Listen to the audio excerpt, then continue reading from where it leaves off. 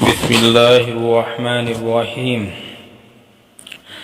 سکندر بادشاہ کا عجیب واقعہ۔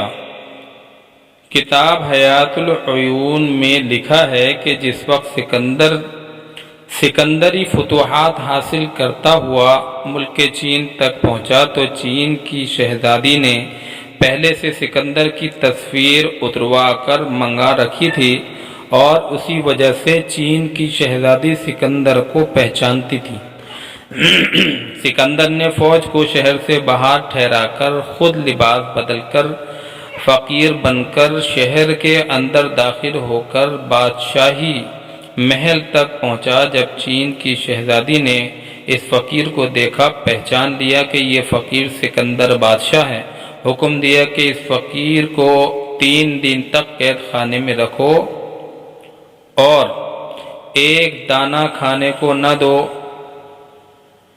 بموجب حکم کے سکندر کو قید کیا گیا۔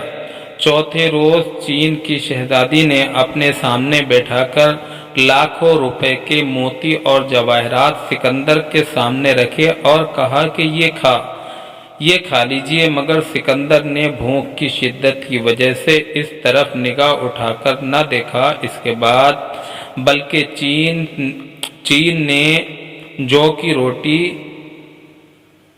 کی روٹی سکندر کے سامنے رکھی، وہ روٹی سکندر نے کھا کر پانی پیا۔ تب چین کی شہزادی نے کہا کہ ان پیش قیمت جواہر کی طرف آپ نے توجہ نہ فرمائی۔ صرف 3 دن کے قید خانے نے آپ کے نزدیک سارے جہان کے مال کو بیکار کر دیا۔ ابھی تو آپ کی زندگی کافی بھی باقی ہے، فوج بھی موجود ہے۔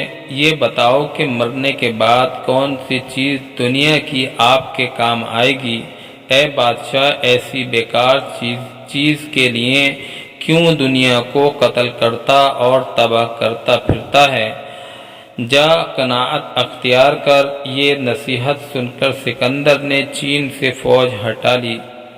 نتیجہ دیکھو، 3 روز کے قید خانے کی تکلیف نے کروڑوں روپے کے جواہرات کو بیکار کر دیا۔ صرف ایک ٹکڑا جو کہ روٹی کا کام کا رہ گیا تھا۔ لیکن یاد رکھو کہ جب قبر کے قید خانے میں جاؤ گے تو وہاں سب کچھ بیکار ہو جائے گا، جو کہ روٹی کا ٹکڑا بھی کام نہ آئے گا۔ وہاں صرف نیک عمل ہی کام کے رہ جائیں گے۔ اس لیے میرے بھائیوں، تم نیک عملوں کی کوشش کرتے رہا کرو۔ اللہم لک الحمد والشکر۔